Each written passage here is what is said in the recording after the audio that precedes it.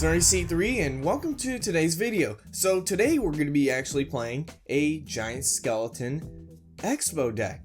This looks pretty weird, right? Like, why would you ever need the giant skeleton and the Xbow in the same deck? They're both 6 elixir. What are you, crazy, Ernie? What, are you out of your mind? Well, I actually have a reason. See, the idea with this deck is that the giant skeleton is able to act as the main mini tank that blocks and protects the Xbow. And when he dies, he clears out all troops that are trying to kill that Xbow. So you can even put him in the very back, and when he pushes up and you have a bunch of elixir, you can put down your Xbow. They'll spam up a whole bunch of troops at the river trying to kill the Xbow, but they instead kill the giant skeleton, and bam! All those troops are gone from the giant skeleton's death damage. And of course, you have your skeletons just for cheap cycling. You have your hunter, my favorite tank buster. You have the ice wizard just to allow for some control, and he acts as a support troop too. And of course, you have the Tesla, which works really well with the Xbow. Because when the Tesla hides in the ground, they can't fireball both. So, according to these replays, I actually did pretty well, except for this one. I think you can already look at the deck and tell, ooh man, what just happened here? What did Ladder throw at me today? So, as usual, 2 wins, 1 loss replay. So, I think we'll go right into the bait deck first. Now, I think Xbow is pretty strong against bait, as long as you have the actual counters to it, or I mean, like, how do I say this? I have a hunter and a ice wizard in here. I think I'm gonna be completely fine. So, mistake right here. I probably should have used Snowball, or I should have used Snowball, because I've kind of gotten used to the fact that I can use Hunter just to clear out all the goblins in the goblin barrel, and it looks pretty cool. But I should have gone for that value instead. But that was just muscle memory. So already we're actually doing pretty well. Now, little statement about this deck. You do not have to have the giant skeleton in front of it at all times. You can pair it up with, you can actually even do something as cool as put skeletons right in front of the Xbow, and it gives you a brief time to stop that troop who's trying to lock onto the Xbow to lock onto your skeletons. And just those skeletons alone can just give you some time to react. So here I go. I put my giant skeleton in the back, and I follow it up with an Xbow. Let's see how he reacts.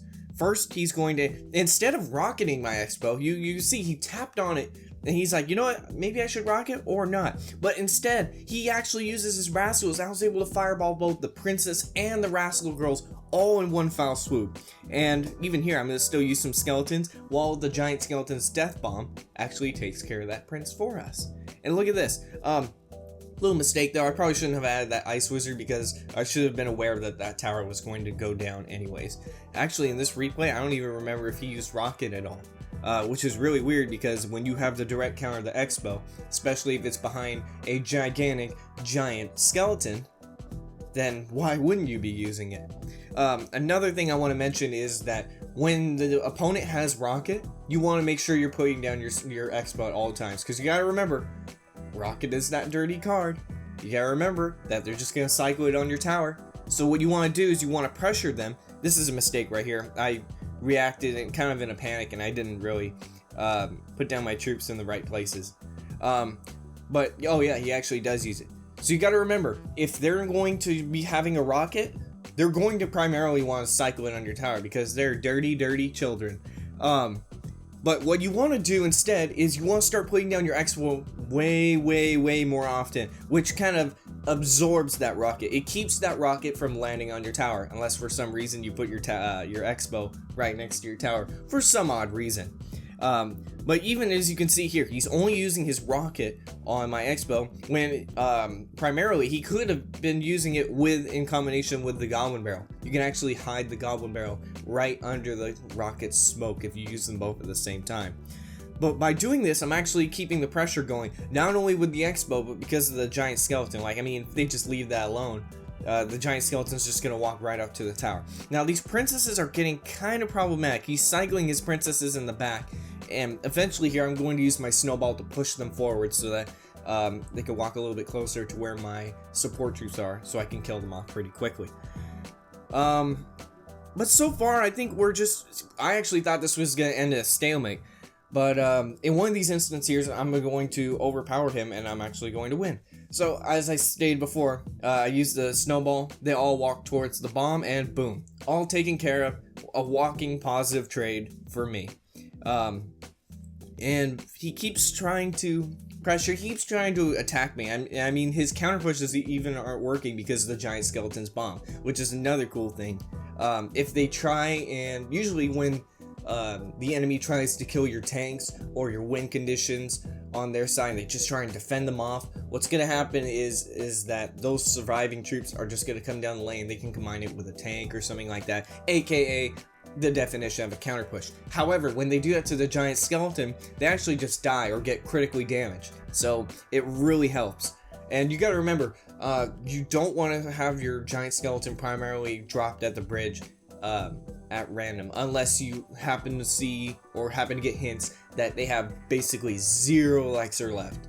But as you can see right here, what I'm doing is I'm putting my giant skeleton right here to block off anything dropped on that corner tile, and I'm also trying to prevent anything from being dropped at the bridge as well. Putting in that place allows you to just block off that entire area, and it denies them from trying to attack or to pressure. So here I go again. I'm using my Tesla right here. I try to space it out a little bit so that the rocket isn't able to get too much value by hitting both, because sometimes the Tesla does stand up and sometimes it can get rocketed, but primarily primarily it just hides underground, and it's like, okay, I'm just gonna stay here. And we finished it off, and I think this was a very fun match. It was kind of close to the fact that we were both pressuring and we were kind of keeping each other held in a standpoint, but I think you guys got the basic idea of that. So let's go beat this Royal Giant user. I think this is the replay you probably would want to see the most. Some justice served. But yeah, let's check this one out.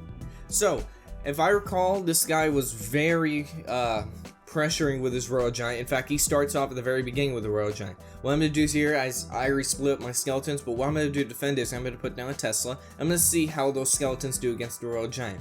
You want to keep that positive trade. And so far, look at that. Just the skeletons, just the 2 skeletons and the Tesla right there, we're able to take out the Royal Giant. So just be aware of how many troops you really need to kill something. Like, do I really need to spend that extra Ice Wizard when he's at a sliver of health? Do I really need to add in those extra skeletons? Although they're 1 elixir, do I really need to add them in, or will it finish them off themselves? Because if your enemy is going to be making more and more negative trades, and you keep making positive trades, you're going to be at a point where you can just start steamrolling them because you have all the elixir and they don't. A little mistake I did right there, you probably saw it, was I put down skeletons, and because I put down skeletons, it made that witch stop and not walk towards the bomb. So just be aware that most troops coming towards the bomb will get caught in that radius. And worst comes to worst, if one barbarian wants to come near my tower, I could just defend that with something else. Now, for some reason, he stingily tries to kill my Tesla at the river with his Royal Giant. But because the Royal Giant's new range, it doesn't work out. But even then, he has to realize that I have Hunter, right? Why would he want to do that? Now that I know his Royal Giant is out of range, we can use our Xbow. Also, remember, if they have tanks, especially if it's something like the Royal Giant, you want to wait to use your Xbow until after. And I mean after they use it. And we could just let this sit here and deal a bunch of damage already, and we're going to prepare for our next push. Usually when you see a witch, it's just immediate red flag that, oh, some kind of tank is coming. So I put down my giant skeleton. Miraculously, even with the Tesla still on, and even with the giant skeleton still there, he still decides to go attack with the Royal Giant anyway. And I use the skeletons in the back to weaken that witch just for a little bit, just to distract her for a little bit longer. But we don't need to attack that side anymore. We can start defending that side, but now we can use our Xbow just playing right here on the left-hand side constantly to pressure, because primarily he's going to be attacking this left-hand lane right here. But I want to every now and then, I want to put that Xbow on that left-hand side. Sorry, I'm a little bit sick. In order to pressure, in order to maybe even bait out his Royal Giant on the left-hand side so that he goes for my healthier tower. Obviously, I don't want to leave that completely alone. I want to defend it with something, but it kind of acts as like an absorption. It kind of absorbs his Royal Giant, keeps him in one place, and keeps him away from my weaker tower. And that is good game. So on this next replay, I'm going to show probably some of the mistakes I made on this next loss. Actually, if I recall here, I recall this match actually being very close. Like, very, very close. Like, in the final seconds, his tower was weak, my tower was weak, and it was just whoever drawed their fireball first. I had it selected, but he had already thrown his fireball. So, let's see if we can find any mistakes that would have probably allowed me to cycle to that fireball even faster. Or probably to save that fireball for later. So I'm going to put down my Tesla right here just to make sure that nothing's coming our way. And just make sure I'm not sitting on Elixir. Some of you said I sat on Elixir a lot. Usually I don't do that. I mean, the only two instances when I would sit on Elixir is if 1, I'm waiting for them to make the first move, or 2, if I have important cards in my deck that I want to use to hold off their next attack that I see coming.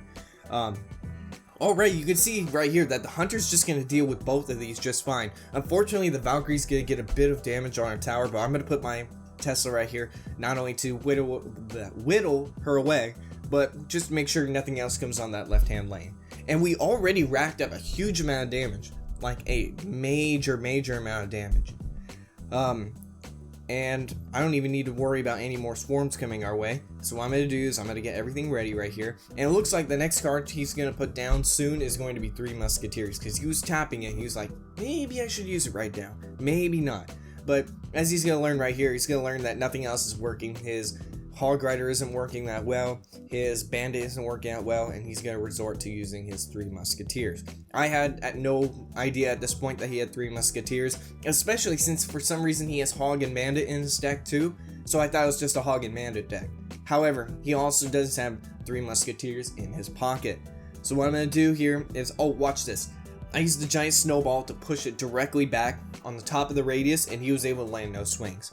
Now this is a problem though, because my giant skeleton is out of cycle, unless I put a Tesla right back in the center of my map, which I probably will do right about now. Or no, I will put my Ice Wizard in the back.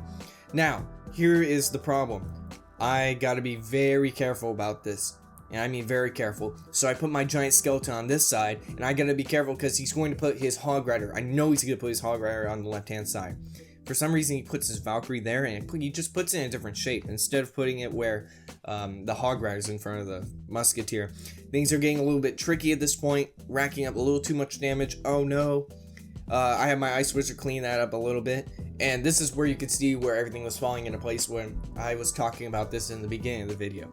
So I have my Xbow rack up just enough more damage to where I can finish cleaning that up, and all I need is 1 fireball left. And as you can see right here, we're both going to start cycling the fireballs, but I was the last one to draw it. But this actually shows how good this deck is with cycling. Although it's 3.8, you could just, especially with skeletons playing a key role in this deck, that allows you to cycle really well, and it just provides as a great defense. So I hope you guys give this deck a try. Let me know in the comment section below how you perform with this deck. If some of you already have cards that you already like that are in this deck, or cards that you already have high level, you should give this a try. In fact, everyone should give this deck a try regardless, because you may find an archetype that you may find to like and that you actually become good with. So thank you all so much for watching, and I'll see you guys in tomorrow's video. Take care.